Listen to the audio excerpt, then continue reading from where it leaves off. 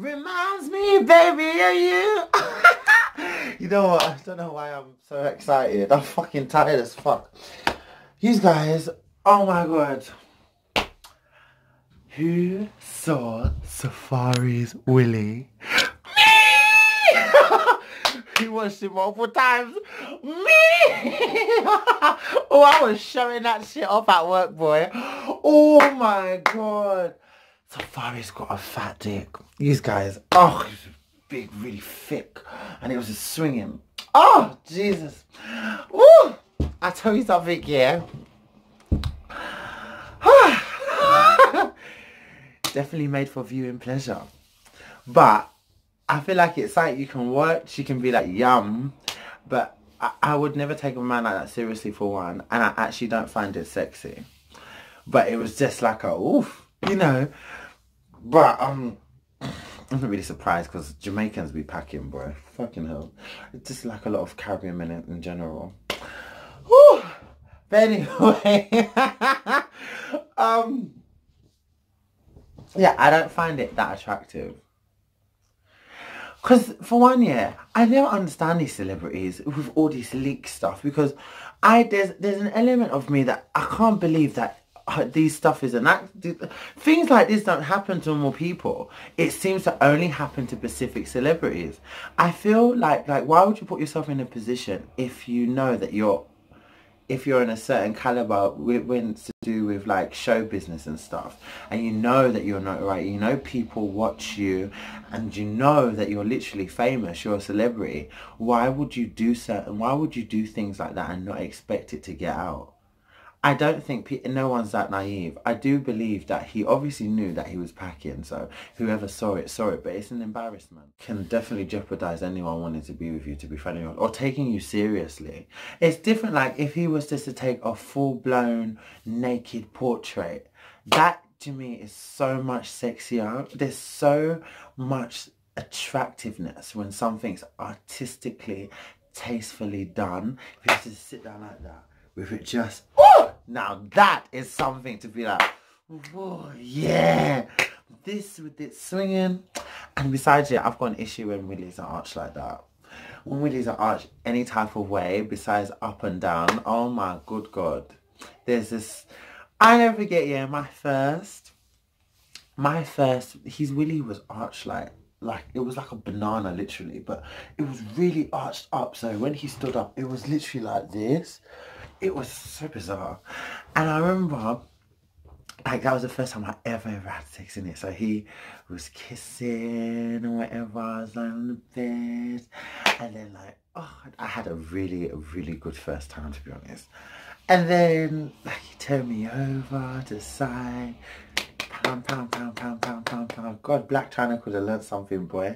Next side, pound, pound, pound, pound, pound. Then it was like doggy. I was like, you know, roof. And then he wanted to do leg on shoulder.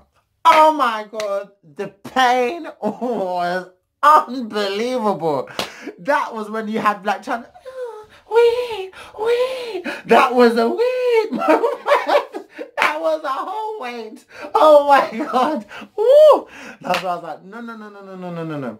I feel like there's certain positions that you can't do when willies are like that, because I feel like it hurts when it's too arched. His willy wasn't, I don't think it was that arched though, but it was like to this side.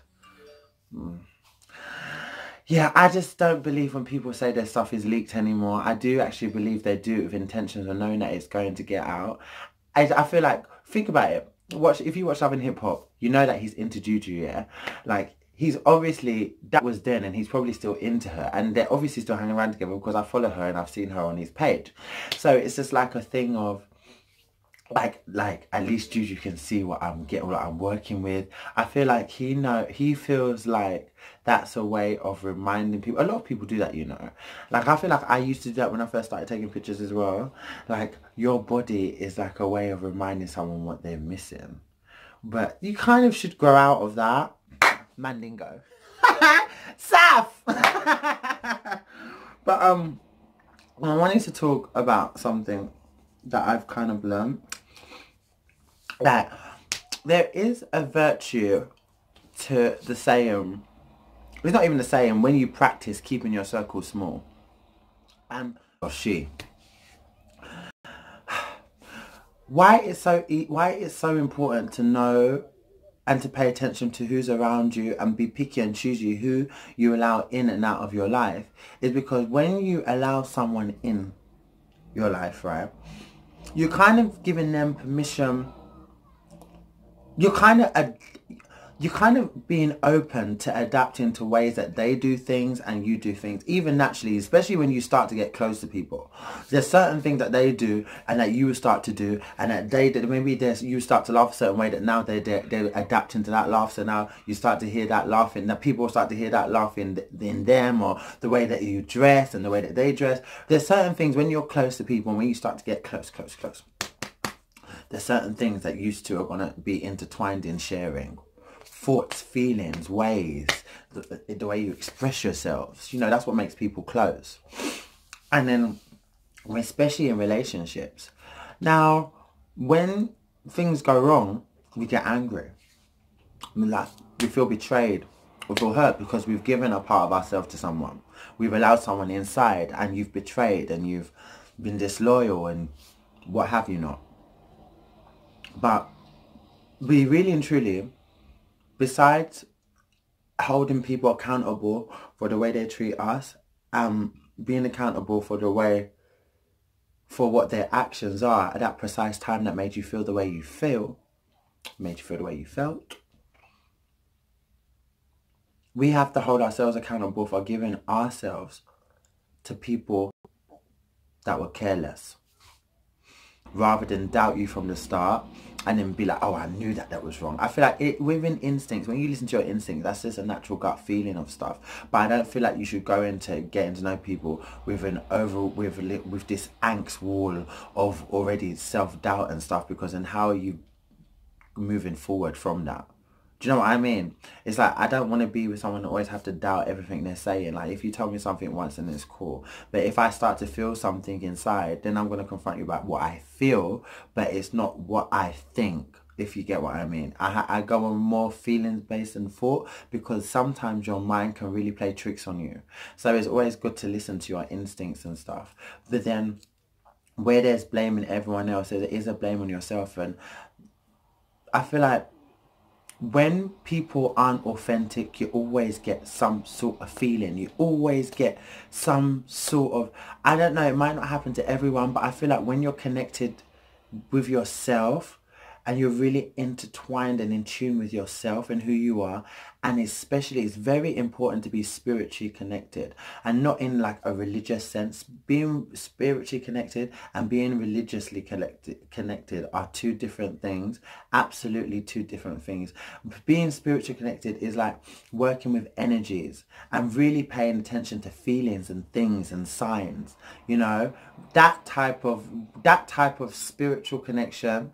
And then when you intertwine that with yourself and how you see yourself, and then when you express that and kind of, you know, perpetrate that around people around you and how you see life, and, you know, the whole manifestation, the whole universe thing, when you put that in, when you can incorporate a bit of those thoughts into how you move, and especially how you deal with people and things and goals and achieving this and doing this, and even in practicing it in every daily life, you really do get signs of when things are authentic and when they're not. And if you choose to ignore it, that's when you have to kind of put yourself partially to blame first and foremost before anyone. Because that's what I do. I'm so intertwined with things. It's unbelievable. I always notice things that I shouldn't notice. I'm always more wiser in certain situations than I should be. And sometimes I wish I could just be that gullible boy. I wish I could just be that vulnerable. I wish I could just be naive. And I can't, because I always notice things before I'm meant to notice them, and it's so irritating, and I still overlook it. And then when things fuck up, then I get mad and I get this and I get this, but then I have to sit down and be like, do you know you allowed it because you already had the feeling of it in the first place. Never ever ignore gut feelings. If you always have a feeling about it, and your intuition, is very, very, very important that you follow it, especially with people around you, because your energy is not something that is meant to be shared with every single Tom, Dick and Harry.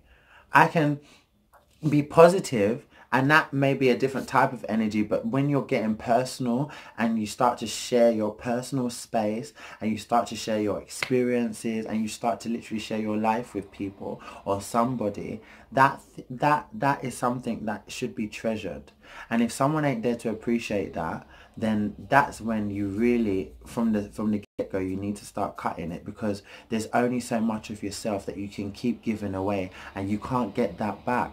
That's when it starts to affect you later on, because you're like, that's what plays into a part of why a lot of people don't believe in certain things anymore, why people don't look to the future, why people don't expect much, because they feel like they've given so much already and it's not, they've given more than they've received, and then it's allowed them to be in that position of thought and that stale mind. And it's a very horrible place to be, because in life you're not meant to be like that. You're meant to be excited about everything, to be honest. You're meant to be, there's a reason why why you see people that are deaf, why you see people that are blind, why you see people that have facial deformities, or do you know, there's people that their muscles don't ever move, but they always find a way. You always know when they're happy. That feeling of happiness, time that you invest into people, and really value your time and value yourself wisely, but don't ever let anyone come in and allow you to be discouraged from what you feel that you have to offer, and don't let it play into, because a lot of the times when things don't work out for us, I'm just the worst at it, it's easy to play into your self-esteem and what you're lacking offering, and to keep doubting yourself like you're the one that's in the wrong. But at the end of the day, there's nothing that you've done wrong if someone else has betrayed you. If you've betrayed me, I can't take no fault in you betraying me. No matter how much you felt or how you did this, there's a thing called a mouth, right? And if you can't express yourself like that and you feel like you need to do something that hurts me to the point where I have to cut you off, and now where I'm hurt, that shows what kind of person you are. That shows your character. It ain't showing mine. It isn't showing mine at all.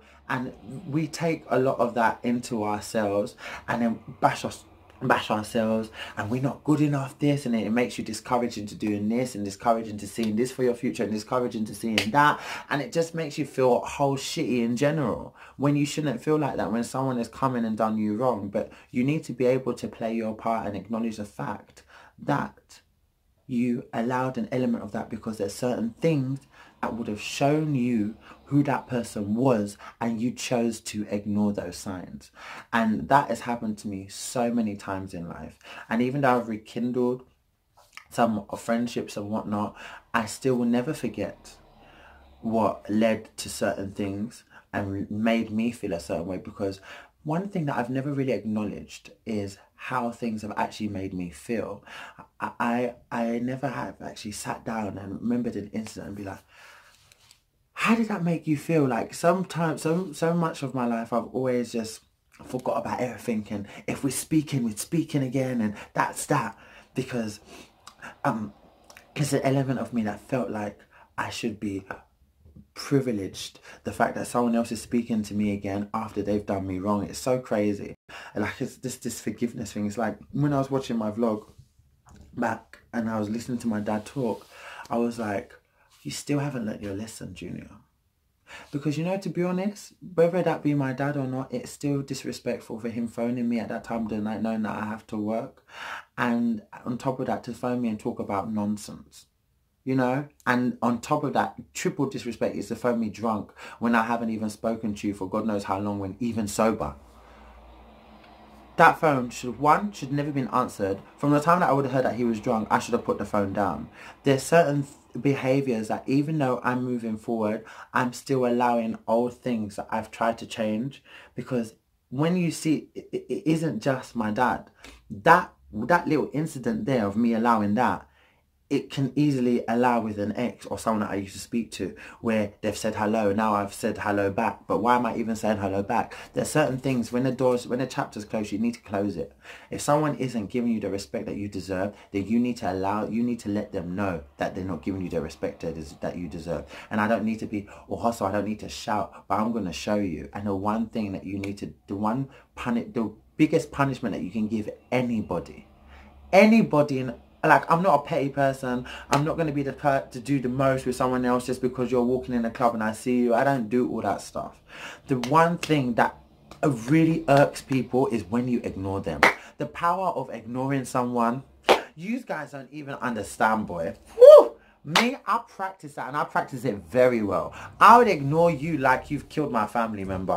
I don't even care. Like, when I just, it's just something it's not something that I've practiced or I do on purpose. I just feel like if we don't talk, then I don't see why there's a place for you. It's like me, I'm like to myself, I already decided this year that I would never give no more second chances. And I don't care how things ended. I don't care if it wasn't bad, if it was not that bad, if we just drifted. There's no second chances here because I feel like if something was meant to be in it, if it was something that was meant to be good for either one of us, then we wouldn't be estranged. That's the best way I can describe it, to be honest. I don't see me, if I, like, this is the typical way of someone treating you bad. Like, there was nothing wrong with you then, so now why do you deserve to come into my life now while I'm a better me, and to be having this type of junior now when you couldn't even appreciate that junior and there was nothing even wrong with him? Okay, there was things that I would have needed to learn, and there was little certain growth that I would have needed, but I'm human. That doesn't mean there's something wrong with me. That just means that there's certain elements of myself that back then that I would have needed to evolve in to turn into the person I am now, which you should have been there for that. But if you're not there, why should I allow you here now? It doesn't make sense. So when things are cut off, that is it. Like, I'm not doing that because I feel like a second becomes a third, and then it becomes a hello here and there, and then it become a comment here and there. And I just don't like all that nonsense because it really irritates me when you see a name, you're like, oh, why are you messaging for? Like, we've established that we're not nothing. I don't understand why you message it. I don't understand why you need to check up. You don't need to do anything because you didn't want me then. I wasn't good enough then. So now you want my love. Now it's convenient for you to have it. Now I'm convenient for you. Now you want it. But you know, it's so funny because no matter what, people like that will never get it. They will come in and out. Say you're this, say you don't do this, say they don't want this, or this is too much, or, you know, they're not ready for this. But they will still come back. And they still come back with the same mentality and the same shit. And it's always funny how you have grown mentally, but they still come back and they just don't get it. And you end up in a repetitive cycle. And that's what I realized. That's the type of cycle that I kind of adapted from my dad. And elements of my mum, because my mum is a very forgiving woman. My mum is the most forgiving, kind-hearted woman ever. Like, you can do that, you can run that woman over and she'll find some way to forgive you somewhere. And I feel like I've got that, and then my dad, and then it mixed together put me in a repetitive cycle. Where now, for the first time in my life, I can actually say, you know what, I embrace being single. I enjoy it. And I'm single, no mingle. I'm not talking to anyone or anything. And I'm celibate, don't have sex and all that rubbish. But I'm appreciating it, and the people that are coming into my life and are talking to me, I'm appreciating it for what it is, you know. But I do know what I deserve and what I want, but I'm not settling anymore. And settling is beyond is going beyond the template I have. I have a template of what I need and what I deserve. And anything that doesn't fit that template, I'm not looking, because I'm very fine. And I've always said to myself, I've always been fine by myself. It's just when people come in and they come out, why do I feel so disorientated? Why do I feel so hurt? Why do I feel so... I just get... It's like it's men. Oh my God. Jeez. It's because you're open and you're like, yes. I'm the type of person that I see for us. So if we seen each other I'll definitely do my most to motivate you. I definitely do my best to be there. And I feel like I've done that more than what someone's done for me. I don't really feel like I've had many men that's come into my life that's put me on in a different position or made me much better junior, to be honest. I feel like I've contributed more than what I've given. And that's why I always want to come back. I don't want that. I want someone to really motivate me this time. But not even, I can't even say it like that because I don't need you to put me on or anything because I'm really good by myself. But I need someone to contribute as much as I'm giving. I need to feel that back. But I never really feel that back at all. So it's just easy to just embrace yourself, your own company, flirt, have a laugh. But, you know, and when someone's meant to be there, they will be there. So I'm open. I don't know how I feel about kids. I don't know how I feel about marriage anymore. And that used to be my one wish. But I feel like that's for someone else. That's someone else's place to make me see different now. So I'm open to someone else let me see that that's possible or that's going to whatever. But if it doesn't, I don't really care. I'm not really putting much on people anymore. But I know what I want for myself. And I know what I expect. So that's just that. If someone comes into my life, they need to come here with a whole plan, man. I'm not here. I'm not young. I'm not in these little teenage years where you could just be puppy love and, you know, cinema is good enough. You need to come with a plan. Sorry.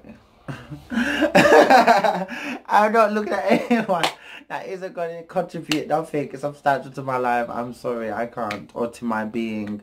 Like, I don't do that anymore. I feel like I'm past the age of dealing with people where just go with the flow and blah blah and see how this goes. Like, you need to come here with your full-blown intentions. And I used to think to myself, you know what, that is, maybe you need to give that a rest, you know. But you know what, I don't. I absolutely don't. I like to know where I stand with people because I don't go into situations with people allowing them for them to know that with me being unclear.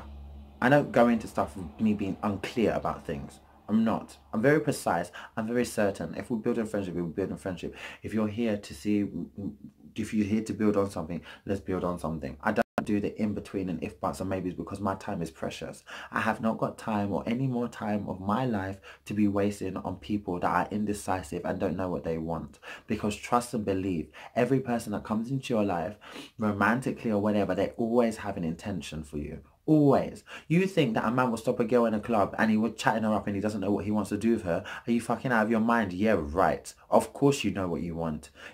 How you go about what you want, now that's a different case. That's the case that fucks people up. People don't understand the beauty of just being straightforward. And there's so much beauty in just being straightforward, you know. But yeah. Remember to keep your circle small and always remember, I feel like to be able to heal in any situation, you need to learn self-analysis, right? And you definitely have to sit down with yourself and be like, okay, this was my part, this is their part. Now, what is the resolution? And the resolution a lot of the time is, okay, now you've done that. This is what I'm not going to do next time. And this is what I need to do. This, that, and etc. to make myself happy. A lot of people don't take that literally. Like, they think just making themselves happy is, I don't know, like going out and meeting someone else and stuff. It's not always got to do with someone else, you know. Like, what I noticed from not even from my breakup, but definitely from dates and stuff. When I stopped, I actually found solace in clothes. Poof! If I tell you this year, yeah, I have been shopping every single week. Every single week. Every single week. Oh my God, I have a whole list. Like, I literally have a bucket list of things that I want. It makes me excited buying clothes, you know. I found solace in clothes. I found solace in looking good and having images in my head and now fitting myself into those images and like, yes, I'm going to wear this, I'm going to wear this. And then when it comes and you put everything together, it's like, oh my God, I did it. Yeah, and I feel good. That makes me feel good. It's not about, oh, he's going to think this or he's going to think, yes, I'm going there because he's, fuck them, man. Fuck a dick. Fuck people. Who cares? And a lot of things, like, it's so easy to be discouraged sometimes when you don't see results from things. And I always tell people, like I just told like this amazing follower that I've got. I don't like saying follower, supporter. And she was like, oh, do you know life is so tough, it's so this. And I was like, you need to understand that when you can acknowledge that life is tough right now and you're going through the motions of it, that is because God is preparing you for a blessing. I'm not going to be here like a philosopher, but it's true. There's always light at the end of the tunnel. Sometimes you're going to be trialed and it's going to put you at your wit's end before you start to discover something beautiful. I went through something that I went through, and even though I won't say it still hurts, but I mean, I still have elements where I'm like, God damn, I can't believe it.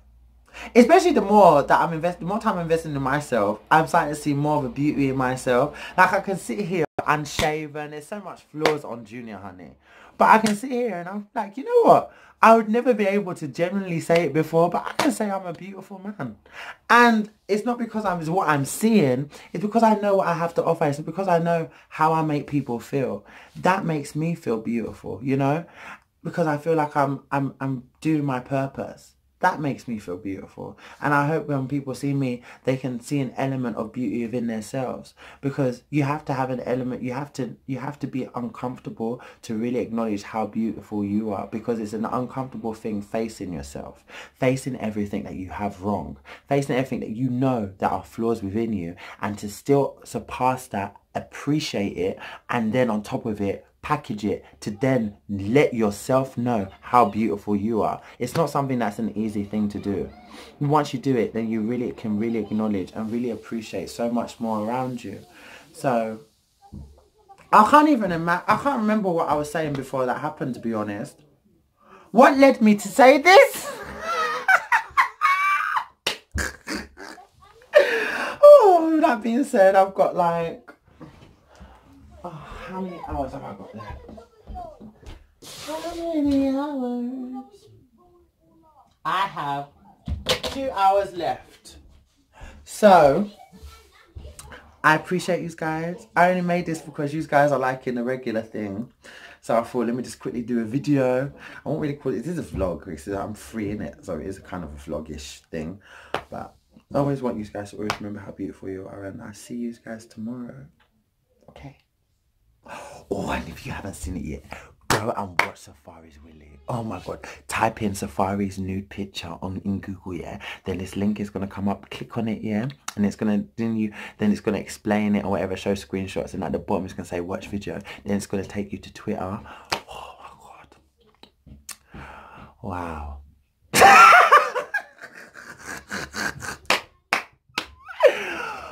Wow. That's when you're single, yeah, you can appreciate a good look. Oh my God, trust me. Oh, it's just nice to look at, honestly. Trust me. Oof. With that being said, I'm going now. I'm going to stream about his Willie.